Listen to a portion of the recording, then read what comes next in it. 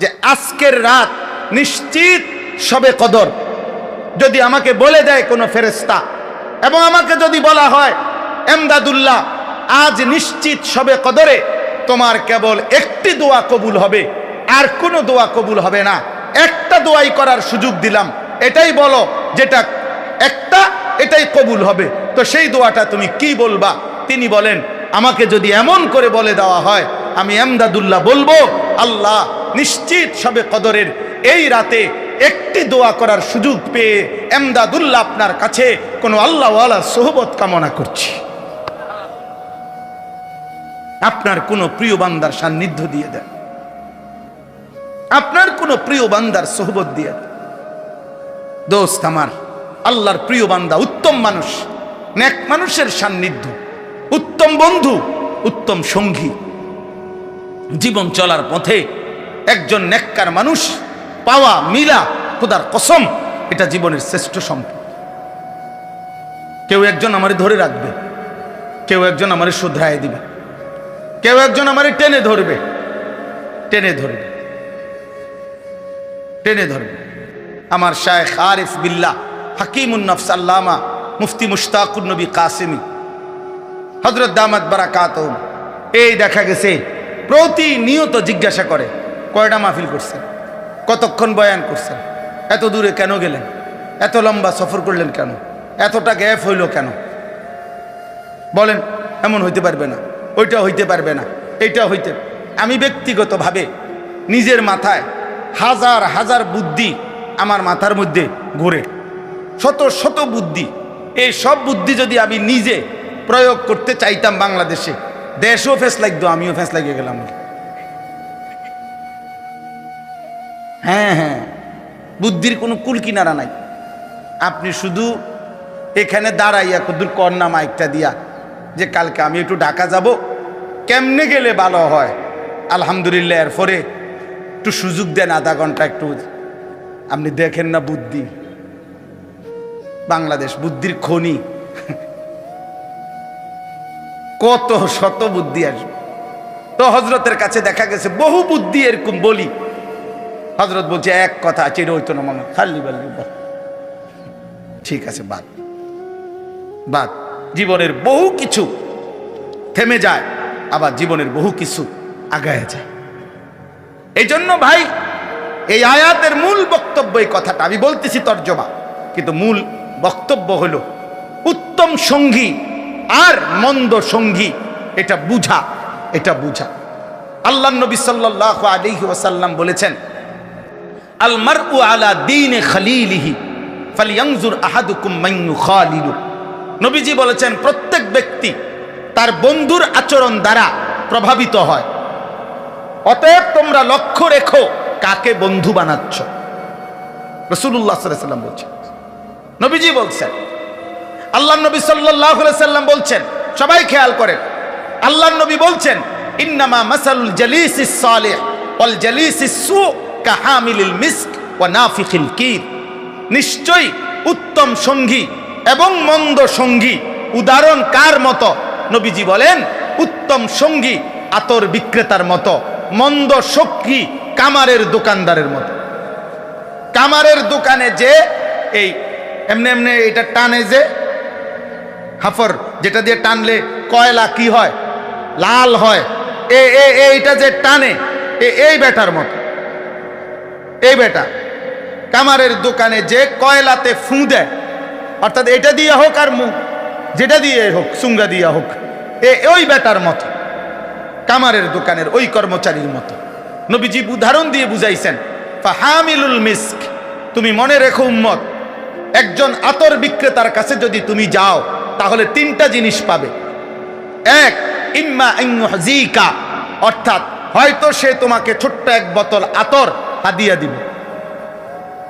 দুই, অথবা ওয়া ইম্মা আন তাবতাআ মিনহু, তুমি তার থেকে টাকা দিয়ে আতর কিনে নিবে। অথবা ওয়া ইম্মা আন তাজিদা মিনহু রিহান তাইয়্যিবা, সে যদি তোমাকে নাও দেয়, তুমি যদি নাও কেনো, তো কিছুক্ষণের জন্য হলেও তোমার নাকে আতরের সুগন্ধি লাগবে। এই তিনটার একটা হবেই। দুর্গন্ধ মিলবে না, সুগন্ধি মিলবে। কিনলে বাড়িতে নিয়ে আসবে, হাদিয়া দিলে সাথে নিয়ে আসবে। ওয়া নাফিখুল কির, আর আল্লাহর নবী সাল্লাল্লাহু আলাইহি সাল্লাম বলেন, কামারের দোকানে লোহার ময়লা ঝংকার করে যেই বেটা, অথবা ওই কয়লার মধ্যে ফু দেয় যেই বেটা, তার কাছে গিয়ে যদি তুমি বসো তাহলে তোমার দুইটা ক্ষতি হবে। ইম্মা আন ইউহরিকা সিয়াবাকা, কিছুক্ষণ বসলে একটু পরেই দেখবা লুঙ্গির কোনা, জামার কোনা পুড়ে যাবে, কোনো এক কোনা হয়তো ফিরে গেছে। আর নাই তো ওয়া ইম্মা আন তাজিদা মিনহু রিহান খাবিসা, অথবা তুমি তার থেকে যে কতক্ষণে বসবে ওই কতক্ষণ অবশ্যই তোমার নাকে ধোঁয়ার দুর্গন্ধ অবশ্যই পাবে। তার মানে এখানে কল্যাণ কিছু পাবে না, হয় কাফর পুড়বে আর নাই তো নাকে ধোঁয়ার দুর্গন্ধ লাগবে। আল্লাহর নবী সাল্লাল্লাহু আলাইহি সাল্লাম বলেন, অতএব তুমি সিদ্ধান্ত নাও, তুমি উত্তম সঙ্গী নির্বাচন করবা নাকি মন্দ সঙ্গী নির্বাচন করবা। রাসূলুল্লাহ সাল্লাল্লাহু আলাইহি সাল্লাম বলেন, লা তুসাহিব ইল্লা মুমিনান, ঈমানদার ছাড়া কাউকে বন্ধু বানায়ও না। নবীজি বলেছেন, ওয়ালা ইয়াকুল মালাকা ইল্লা তাকিয়ুন, তুমি তোমার মাল, তোমার অর্জন সম্পদ ভালোবাসা মহব্বত নিয়ে, কলিজার ভালোবাসা দিয়ে মুত্তাকি ব্যতীত, আল্লাহ ভীরু ব্যতীত কাউকে খাওয়াবে না। অর্থাৎ কোন ফাসেক, কোন ফুজ্জার, কোন পাপী, কোন নাফরমান, কোন অহংকারী, কোন সীমা লঙ্ঘনকারী, কোন দুশ্চরিত্র, কোন বেয়াদব, কোন বেঈমান, তাকে যদি কোনো প্রয়োজনে, কোনো কারণে, একান্ত ক্ষমতার কারণে, দাপটের কারণে, জুলুম থেকে বাঁচার জন্য যদি খাওয়াইতে হয় তো কলিজার ভালোবাসা দিয়ে খাওয়াইও না, বরং ঘৃণা নিয়েই খাওয়াইবা।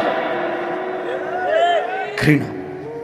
এই জন্য অনেক সময় অনেক সাধারণ মানুষ আছে না, হিংসুক, তারা বলে, হুজুর আমনের গো কিতা এটা দাওয়াত খাওন, তা আমনে বইয়া বইয়া দাওয়াত খান না, আমি যখন এটা দাওয়াত খাইলে অসুবিধা হয় আমনের, তা আমনে বইসা দাওয়াত কেমনে খান, আমনে একটা সিস্টেম বলে দেন, সব মানুষের বলে দেন যে হুজুরে বাইর থাকবো, সারা বাংলাদেশের দাওয়াত সব হুজুরে বাইর দিয়ে আইবেন, আমনে সিস্টেম করে দিলে আমার অসুবিধা কি?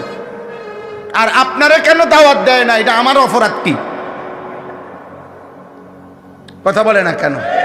আপনি চা দোকানে বসে বসে বিড়ি খান, হ্যাঁ, আপনার শরীরে বিড়ির দুর্গন্ধে কাছে যাওয়া যায় না, আপনার কীর্ত মানুষে দাওয়াত দিত, হ্যাঁ? আপনার কাছ থেকে আখিরাত তো মিলবে না, আপনার কাছ থেকে তো বিড়ির দুর্গন্ধ মিলবে। আপনি গপ মারেন বইয়ে বইয়া, ফতুয়া দেয় চা দোকানে বসে, আরে হুজুরের মধ্যে তো 13 ফ্যাঁস, হ্যাঁ কয় হুজুররাই তো দেশটার মধ্যে ফ্যাঁস লাগাইয়া রাখছে, এক এক হুজুর এক এক কথা কয়, আমরা কোন দিকে যাবো? না আপনি চা দোকানে বইয়ে থাকবেন, যাবেন কেন? এখানে আপনার একটু পরে বন দিব, চা দিব, বিড়ি দিব, টেলিভিশন চলতে আছে, নর্তকী না আছে, আপনি অন্যদিকে যাইয়া কিনবেন, আপনি এনে বসার থাকেন, লইরেন না, আপনি জাগাতে লইরেন না, আপনি বিড়িয়ে খান বসে, ফালতু কোথাকার বেটা, হ্যাঁ বেটা এনে বইয়ে বইয়ে বুদ্ধি দেন। হ্যাঁ, আপনি কাকে বুদ্ধি দেন মিয়া? ফাজলামি করেন, কাকে বুদ্ধি দেন? কোন হুজুরে কি ফেস লাগাইছে? হুজুরদের ফেসে বইরা বিড়ি খান, যে হুজুরের একটা ফেস লাগাই রাখছে, আমার 2জন হুজুর আইয়া কইলো খাইতাম, আর 2জন আইয়া মানা করলো, আমগো ফেসে নিয়ে আপনি সুদ খান, আপনি যাই যে 30 বছর কিস্তি নিলেন, সুদ খান, আমরা হুজুরগো ফেসে পইরা, হ্যাঁ কথা বলেন না কেন? একটা সুদখোর বলুক, একটা কিস্তিখোর বলুক, বেটা আমরারই ফেস লাগাইছি বেটা, তাইলে আপনি সুদ খান কেন? আপনি কিস্তি নেন কেন? বলেন মিয়া। একজন, আমি তো চ্যালেঞ্জ করে বলছি মিয়া, কেউ রাগ হইলে হোক বেটা, একটা বাবা যে তার ছেলেকে প্রতিষ্ঠিত করতে গিয়ে, হয় চাকরি নয় ব্যবসা নয় বিদেশ আপনি করতে গিয়ে, যারা আপনারা 5 লাখ টাকা 12 লাখ টাকা সুদে নিলেন, কিস্তিতে নিলেন, যে হুজুর 12 লাখ টাকা সুদে কিস্তিতে নিয়া ফোলা বিদেশ পাঠাইছি, বাজারে দোকান নিয়ে দিছি, চাকরি লইয়া দিছি, তাইলে আল্লাহকে সাক্ষী রেখে আজকের এই হাজার মানুষ, অসংখ্য অগণিত মানুষের এই ভরা মজমায় এখানে দাঁড়াইয়া আপনি মাইকটা হাতে নিয়ে বলেন যে আমি 12 লক্ষ টাকা সুদ নিছি, কিস্তি নিছি, জিফুতের লাইগা জীবনভর ওজনে কম দিয়া মিথ্যা বলে বাটফারি করে টাকা রোজগার করে এই বিল্ডিং বাড়ি জায়গা জমি করছি জিফুতের জন্য, এই আশায় যে আল্লাহ যেন আমারে আখিরাতে জাহান্নাম থেকে মুক্তি দেয়। আল্লাহ যেন ফুল আগুনের উসিলায়, জিফুত বউ বাচ্চার উসিলায় যেন আল্লাহ জান্নাত দেয়, এই আশায় আপনি এত মিথ্যা বাটপারি সিটারি করছেন। এটাই উদ্দেশ্য কিনা এনাই এখন আসে এনে ছবি উঠে আছে। এই মুরব্বী আইন না কেন এনাই এখন এটা ভিডিও হইব এখন। হ্যাঁ তো গপ মারেন কেন? গপ মারেন কেন? হ্যাঁ,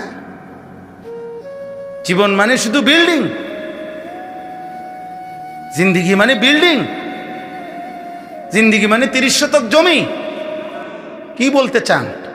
3 ফুট বিদেশ তো কি সে 3 ফুট বিদেশ? ছেলেটা ইটালি থাকে তো কি সে? ইটালি তো বহুত মানুষ জন্মও নিছে। আপনার ফুট তো 28 বছর বয়সে না গেছে ইটালি, যাতে ফইলের তো ইটালি। হ্যাঁ, যাদের জন্ম ইটালি, যার 14 গোষ্ঠী ইটালি, তে তো আরো বড় কপাল। আমনের যদি ফুট ইউরোপ থাকাতে আমনের কপাল এত বড়, ভাগ্য আমনের কপাল। তাইলে যার বাপ দাদা জন্মসূত্রে ইটালি ইউরোপ, তার তো পুরোটাই কপাল। তার নাকও নাই, চোখও নাই, ঠোঁটও নাই, মুখও নাই, পুরোটা কপাল। কপালের কারণে চোখ নাক কান হয়তো অন্য জায়গায়। পাগলামি করেন মিয়া। আমি বিদেশের বিরোধিতা করছি না, ইটালি হারাম বলছি না, ইউরোপকে হারাম বলি নাই বেটা। কিন্তু এক মুসলমান, এক ইমানদার, আপনার জীবনের সফলতা, আপনার জীবনের সার্থকতা আপনি টাকা, সম্পদ, বিদেশ, বিল্ডিং, দালান, ব্যবসাকে বললেন কেন? এটা না আমার বলা, এটাকে বলবেন কেন মিয়া? মুমিনের সফলতা আখিরাত, মুমিনের সফলতা জান্নাত, মুমিনের সফলতা ডান হাতে আমল নামা, মুমিনের সফলতা জাহান্নাম থেকে মুক্তি। আম্মা মান উতিয়া কিতাবাহু বিয়ামিনি, আল্লাহ বলছে যেদিন আমল নামা মুমিনের ডান হাতে দেওয়া হবে, ইমানদার একটা চিৎকার দিবে আর হাসরবাসীকে বলবে, হা উমুকরাউ কিতাবিয়া, এই হাসরবাসী দেখো না, দেখো না, আমার নাম জান্নাতীদের মধ্যে উঠছে। ইকরাউ কিতাবিয়া, আমার আমল নামা দেখো, দেখো আমার নাম কোথায় উঠছে। বাকি হাসরবাসীরা, বাকিরা সামনে যারা, তারা বলবে, আরে দোস্ত রে, কিতারে তুই তো আমরার বাজারে ব্যবসা করতি, দোকানদারি করতি, এক লগে দে কতবার একই অটোতে গেলাম আইলাম, এই কাম বানাইলি কেমনে? আমল নামা ডান হাতে নেওয়ানোর মতো এক আমল করলি কোন সময়? কহা দোস্ত, ইন্নি জানান্তু আন্নি মুলাকিন হিসাবিয়া, আমি কলিজা দিয়া বিশ্বাস করতাম এই আখিরাত হবে, হাসরের মাঠ হবে, ফলে আমি ব্যবসাও করেছি, বাজারও করেছি, সংসারও করেছি, 5 ওয়াক্ত নামাজ জামাতও পড়েছি, আমি উপার্জনও করেছি, আবার খেয়াল রাখছি একটা টাকা যেন হারাম না হয়, সুদের না হয়, মিথ্যা না হয়, ধোঁকা না হয়, প্রতারণার না হয়। আপনাদের বিশ্বাস হয় ইমানদার হালাল উপার্জনকারী ব্যবসায়ী বাংলাদেশে নাই? কথা বলেন না কেন? নাই, অবশ্যই আছে। কয়জন দেখবেন মিয়া? আপনি দেখবেন কেমনে? হারাম করতে দেখবে ভালো মানুষ দেখবেন কেমনে? আপনি যে যেমন সে তো খুঁজেই পায় তেমন। আল জিনসু ইয়ামিলু ইলাল জিনস। অতএব দয়া করে আপনাদের কাছে এটা বললাম, আল্লাহর নবী সাল্লাল্লাহু আলাইহি সাল্লাম বলছে, উম্মত সিদ্ধান্ত নাও, সিদ্ধান্ত নাও, উত্তম মানুষকে সঙ্গী বানাও। তোমার দোকান হোক, তোমার ব্যবসা হোক, তোমার স্ত্রী হোক, তোমার বন্ধু হোক, তোমার চলার পথের সঙ্গী হোক। যুবক ভাই, তোমাদেরকেও বলছি, আব্বা, জীবনের সবচেয়ে বড় ব্যর্থতা মনে রাখো বাপ, অসৎ সঙ্গ, মন্দ লোকের সংস্পর্শ। সমবয়সী সহপাঠী যদি চরিত্রহীন হয়, লম্পট হয়, নারী লুবি হয়, জিনা ব্যভিচারের দৃশ্যে অভ্যস্ত হয়, মদ করে, নেশা করে, গাঁজাখোর হয়, কোনো মেয়ের সাথে হারাম প্রেম করে, হারাম সম্পর্ক করে, দোস্ত আমার হাত জোড় করে বলি, আব্বা, আমার নওজোয়ান সন্তান, আমার কিশোর ভাই, আমার যুবক ভাই, দোস্ত তোকে বলি ভাই, আমার ওই ছেলেটা তোরে নষ্ট করে দিবে। 8 ঘন্টা যার সাথে চললি, একবারও যার জবানে মালিকের নাম উচ্চারণ হইল না, 3টা থেকে রাত 11টা পর্যন্ত বন্ধু নামের যার সাথে চললি ফিরলি বাবা, এই 8 ঘন্টা, এই 8 ঘন্টার মধ্যে আসর, মাগরিব, এশা 3 ওয়াক্ত নামাজের আজান হইছে। বন্ধু নামের এই শয়তান, বন্ধু নামের এই দুষ্ট একটা বারও তোকে বলল না কিরে দোস্ত, তুইও মুসলমান আমিও মুসলমান, চল না নামাজ পড়ি। ও কিসের বন্ধু? ও শয়তান। ও কি? শয়তান। শয়তান। আমি বললাম যদি তাফসীর সুনির্দিষ্ট দলিল দেখতে চান আমি দলিল দেখাবো। আমার কাছে তাফসীরের মধ্যে স্পষ্ট লেখা আছে প্রত্যেক ওই ব্যক্তি মানুষকে যে পথভ্রষ্টতার দিকে নিয়ে যায় তাকেও রূপকার্থে শয়তান বলা যায়। হ্যাঁ, বন্ধু নামের শয়তান, বন্ধু নামের শয়তান। অতএব অসৎ লোক, চরিত্রহীন যুবক, চরিত্রহীন কিশোর, ইমানদার ছেলেরা তোমাদের বন্ধু হইতে পারে না। কোন কাফের বেঈমান বন্ধু হইতে পারে না। ফেসবুকে অগণিত বন্ধু, অচেনা বন্ধু তোমার ফ্রেন্ড হতে পারে না বেটা। কোন ইহুদির বাচ্চা তোর বন্ধু হবে কেন? কোন খ্রিস্টানের বাচ্চা তোর বন্ধু হবে কেন? কোন হিন্দুর বাচ্চা তোর বন্ধু হবে কেন বেটা? কেন বন্ধু হবে বেটা? বন্ধু হইতে পারে না। সম্পর্ক থাকতে পারে, দুনিয়াবি প্রয়োজন, তার সাথে আমাদের চলতে পারে, কোনো অসুবিধা নাই। বাংলাদেশে আমরা কাউরে চলে যেতে বলি নাই। আমরা সংখ্যাগরিষ্ঠ মুসলমানের বাংলাদেশে সংখ্যালঘু হিন্দু অথবা সংখ্যালঘু অন্য কোনো মানুষকে আমরা চলে যেতে বলছি কোনোদিন? আমরা তাদেরকে বাধাগ্রস্ত করেছি বন্ধু না। কিন্তু কলিজার সম্পর্ক, ভালোবাসা, হৃদয়ের বন্ধুত্ব সেটা শুধু মুমিনের জন্যই হবে। ইন্নামা ওয়ালিয়ুকুম, আল্লাহ বলছে তোমাদের বন্ধু হবে আল্লাহ ওয়া রাসূলুহু, আল্লাহর রাসূল, ওয়াল্লাযীনা আমানু আল্লাযীনা ইউকিমুনাস সালাহ, আল্লাহ বলছে এবং যারা মুমিন নামাজি তারা তোমাদের বন্ধু হবে। আল্লাহ আমাদেরকে বুঝ দান করে। এবার আসেন এই আয়াতের অংশটা শেষ করি। এই আয়াতের মূল বক্তব্য হলো রাসূলুল্লাহ সাল্লাল্লাহু আলাইহি সাল্লামের জামানায় মক্কার কুরাইশদের একজন সর্দার ছিল, উকবা ইবনে আবি মুআইত তার নাম। এই কাফের সর্দার মক্কার সর্দারদের মধ্যে সম্ভ্রান্ত সর্দার ছিল, অনেক ধনী ছিল, অনেক বড় ব্যবসায়ী ছিল। সে নিয়মিত মক্কার বাহিরে দূর দূরান্তে ব্যবসা করতে যাইত। আর 2 মাস 3 মাস 6 মাস 1 মাস 15 দিন পরে ব্যবসার থেকে যখনই ফিরে আসতো মক্কায়, তো মক্কার সম্ভ্রান্ত ব্যক্তিদেরকে সে মেহমানদারি করত। তার একটা অভ্যাস ছিল নিয়মিত। এটা এমনিতেই আরবের মেহমানদারি প্রসিদ্ধ, তো তার মধ্যে মেহমানদারির গুণ ছিল। উকবা ইবনে আবি মুআইত তো সে করছে কি, একদিন ব্যবসার থেকে আইসা সবাইরে যে দাওয়াত দিছে তার বাড়িতে, আমাদের প্রিয় নবী সাল্লাল্লাহু আলাইহি সাল্লাম তিনিও যেহেতু কুরাইশের সম্মানিত ব্যক্তি, তো নবীজিকেও দাওয়াত দিছে। নবীজি আসছেন তার ঘরে। আসার পরে সবাইকে যখন খাবারের দস্তরখানে বসাইছে, সবার হাত ধোয়াইতেছিল, আল্লাহর নবী তখন হাত ধুইতেছিলেন না। তো উকবা ইবনে আবি মুআইত বলল, মুহাম্মদ হাত ধুইতেছ না কেন? তখন আল্লাহর নবী সাল্লাল্লাহু আলাইহি সাল্লাম বললেন, চাচা যতক্ষণ আপনি আমার কালেমা না পড়বেন ততক্ষণ আমি হাত ধুবো না, খানাও খাবো না। উকবা ইবনে আবি মুআইত চিন্তা করছে, আমি কুরাইশ, আমার আজীবনের পরিচিতি সুনাম যে মেহমানকে আমি মেহমানদারি করি, আমি মেহমান নওয়াজ। আজকে যদি মুহাম্মদ না খাইয়া আমার বাড়ির থেকে উঠে চলে যায়, তাহলে গোটা আরবে আমার বদনাম হবে যে উকবার বাড়ির থেকে মেহমান না খাইয়া চলে গেছে। তখন উকবা ইবনে আবি মুআইত তার মেহমানদারির ঐতিহ্য ধরে রাখার জন্য নিরুপায় হয়ে কালেমা পড়ছে নবীজির সামনে। সুবহানাল্লাহ, থুন রাখেন আর রাখেন না, সুবহানাল্লাহ, শুনেন না, কথা শেষ হোক না। তো এরপরে নবীজি সাল্লাল্লাহু আলাইহি সাল্লাম খানা খাইছেন। খানা খাওয়ার পরে নবীজি বিদায় নিছেন। এইবার এই উকবা ইবনে আবি মুআইত, ওই আরো মেহমান আছে না, এই বাকিগুলা তো কাফের।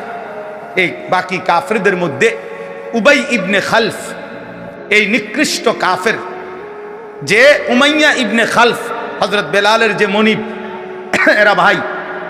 এই উবাই ইবনে খালফ এই বেঈমান সাথে সাথে উকবা ইবনে আবি মুআইতকে ধরছে, হাত চাইপা, বলছে, দোস্ত তোর লগে আজগা আমগো কতদিনের বন্ধুত্ব? কয় যে এই ছোটবেলার বন্ধুত্ব, ল্যান্টাকালের বন্ধুত্ব, মানে ছোটবেলার থেকেই কি বন্ধুত্ব আমরা। তখন উবাই ইবনে খালফ বলল, এটা কি করলি আজকে, কি করলি? লাকাদ সাবাতা, আজ তুমি আমাদের সবার সামনে এত দিনের বন্ধুত্ব ত্যাগ করে একসাথে আমরা চলি ফিরি, তুমি আজকে ধর্ম ত্যাগ করলা, বাপদাদার ধর্ম তুমি আমাদেরকে না বলে না কয়ে ত্যাগ করলা, তাইলে এতদিনের বন্ধুত্বের কি মূল্য আছে? তোমার লগে আমাগো আজকে এতদিনের তোর বন্ধুত্ব, একসাথে আমরা মদ খাই, একসাথে জুয়া খেলি, একসাথে মানুষ কন্যাই, বুঝেন না? যাবতীয় সিটারি বাটফারি তো ওই মক্কায় আমরা একসাথে আজকে এতদিন ধরে করতেছি। এখন কথা নাই বার্তা নাই, হঠাৎ করে মুহাম্মদের কালেমা গ্রহণ করলা। তখন উকবা ইবনে আবি মুআইত বলছে, দোস্ত তোমাদের সাথেই আমার বন্ধুত্ব, কিন্তু তোমরা তো দেখছো সে তো খাবার খাচ্ছে না, এখন সে যদি খানা না খায় আমি কি করব? তখন খাবার না খাইলে আমার ঘর থেকে যদি মেহমান ফিরে যায় তাইলে তো গোটা আরবে বেইজ্জতি হবে, এই জন্য আমি নিরুপায় হয়ে মুহাম্মদের কালেমা পড়ছি। নাউযুবিল্লাহ। তখন এই উবাই ইবনে খালফ বললেন, তাহলে তুমি আমাকে বন্ধুত্ব স্বীকার করো? হয় অবশ্যই বন্ধু, তোরাই তো আমার বন্ধুত্ব, মদে জুয়া সিটারি বাটফারিতে তো আমরা একসাথেই বন্ধু, আমরা হ্যাঁ বন্ধুই তো আমি তোদের, তোমরাই আমার বন্ধু।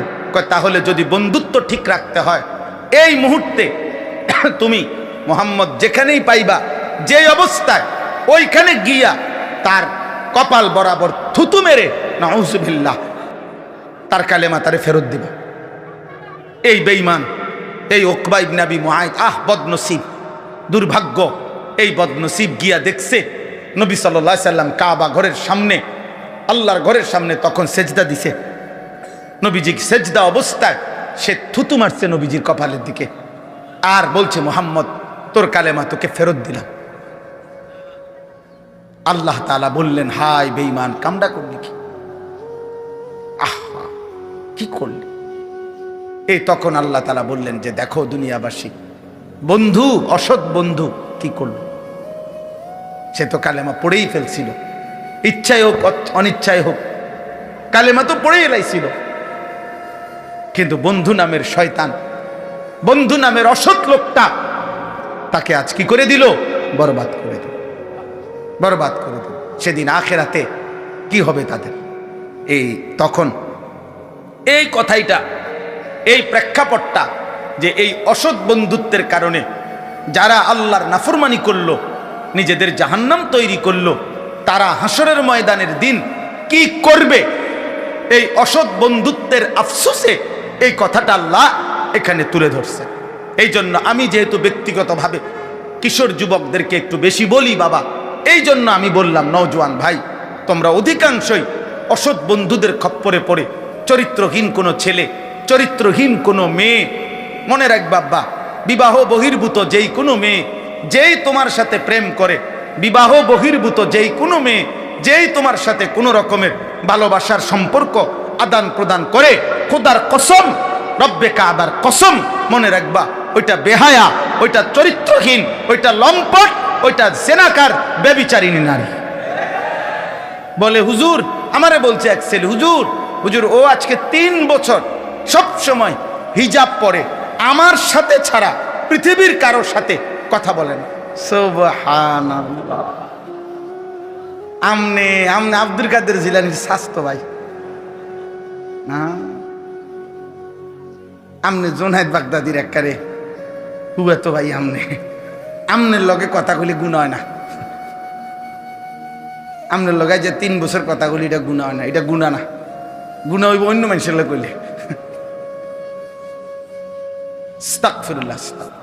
আমি তখন ওই যুবককে বলছিলাম, যুবক শোনো, 3 বছর ধরে যেই মেয়ে বিবাহ বহির্ভূত তোমার সাথে সম্পর্ক, সে যদি হিজাব না, আমি বললাম আনিসুর রহমান, আমি বললাম সে যদি লেফও গাও দেয়, কম্বলও গাও দেয়, সে যদি লেফ কম্বল গাও দিয়েও থাকে, এরপরও সে বেহায়া, বেহায়া, বেহায়া, চরিত্রহীন মেয়ে, চরিত্রহীন মেয়ে, চরিত্রহীন মেয়ে।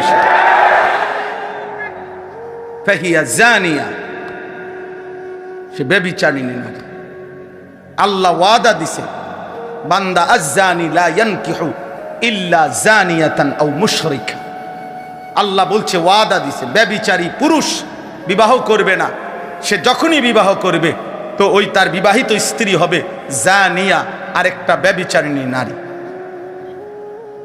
আও মুশরিকা, অথবা কোনো মুশরিক বেঈমান নারী।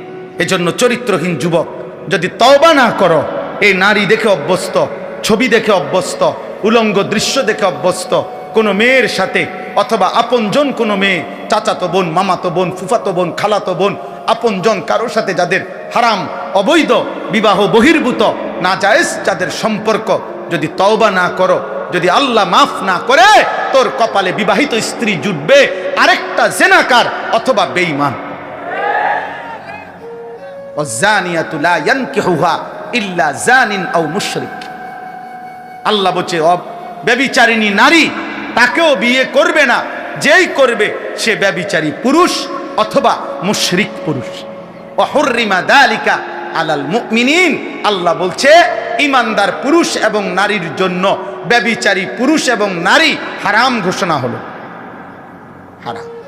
আরো শোনো যুবক, ইমাম শাফিঈ রাহমাতুল্লাহ আলাইহি বলছে, ইমাম শাফিঈ স্পষ্ট, আমার শায়েখ আল্লামা মুফতি মুশতাকুন নবী কাসিমি হযরতের পছন্দের একটা কিতাব আছে আদ-দা ওয়াদ-দাওয়া, ইমাম ইবনুল কাইয়িম আল জাওজি রাহমাতুল্লাহ আলাইহির লিখিত কিতাব আল জওয়াবুল কাফি, এটাও বলা হয় এই কিতাবের নাম, অথবা আদ-দা ওয়াদ-দাওয়া এই কিতাবের নাম, রোগ এবং ঔষধ মানে আর্থিক রোগ।